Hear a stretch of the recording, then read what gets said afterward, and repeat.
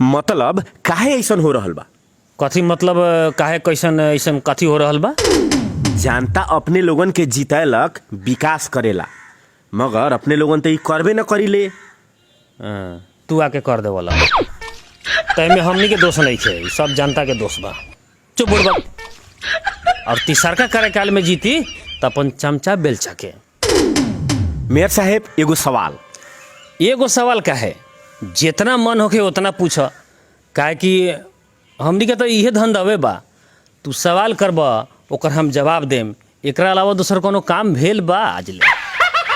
नेपाली में एगो कहावत बा, जून जोगी आए नी कानई चीरे को। ई कहावत अपने के मेयर साहब मुखिया सब पर काहे निमन से बैठले, काहे मैच हो जाले? कथी मतलब कैसे कथी काहे हो जाले? मतलब काहे ऐसन हो रहल बा? कथी मतलब काहे कैसन ऐसन कथी हो रहल बा? जनता अपने लोगन के जितैलक विकास करेला, मगर अपने लोगन तो ई करबे न करीले। तू आके कर दे वाला। अपने लोगन के नु काम बा विकास करे के, अपने लोगन तो विकास करी लेना। तैमें हमनी के दोष नहीं है, सब जनता के दोष बा। ए में जनता के कैसे दोष बा? माने ए से पहले मेयर जीतल रहे तो ओकरा के हरा देल ताकि विकास न कैले रहे, अपने के जीतलक के ताकि अपने विकास करम तो अपने हु ऐसा ही करे तारी, तो एमे जनता के कैसे दोष बा?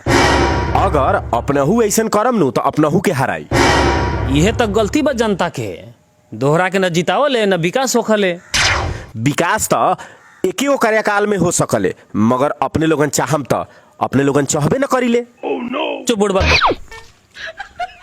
पूरा बात सुन पहले। एगो कार्यकाल में जीती तो मेयर मुखिया अपन घर परिवार के विकास करी, ठीक बा। दूसरका बेर जीती तब पटी पटीदार के, और तीसरका कार्यकाल में जीती तो अपन चमचा बेलचा के, और चौथा बेर जनता जिताई तो कर कुटुंब के विकास करी, अब पांचवा बेर जिताई तब न जनता के विकास होई। माने सबके सुध जाई तो बाकी जनता के नु रही। तो एमे जनता का करल, एक बेर जिता देवले आ एक तक ओकरा के हटा देवले, तो उ तो जौन खर्चवा कले रहले उहे ना निकल रहले ओकरा, तो उ तो पहले खर्चवे में माने एगो कार्यकाल बिता देवले। समझ में आयल? तो आज से तू जा ई चीज कहिए कथी जी मेयर साहब के, अगर जनता के विकास चाहिए मेयर साहब से तो लगातार 5 कार्यकाल यानी पूरा 24 वर्ष अभी हमरा के, अब एगो तो 4 साल बीतिए जाई, 4 गो कम से कम आरो कार्यकाल जितावे के चाहिए। ये इतना कर दा, ओकरा बाद विकास अगर न करम तो हमरा से कोनो सवाल करिया, ठीक बा? यही में रास्ता हवा। जिता दिया ना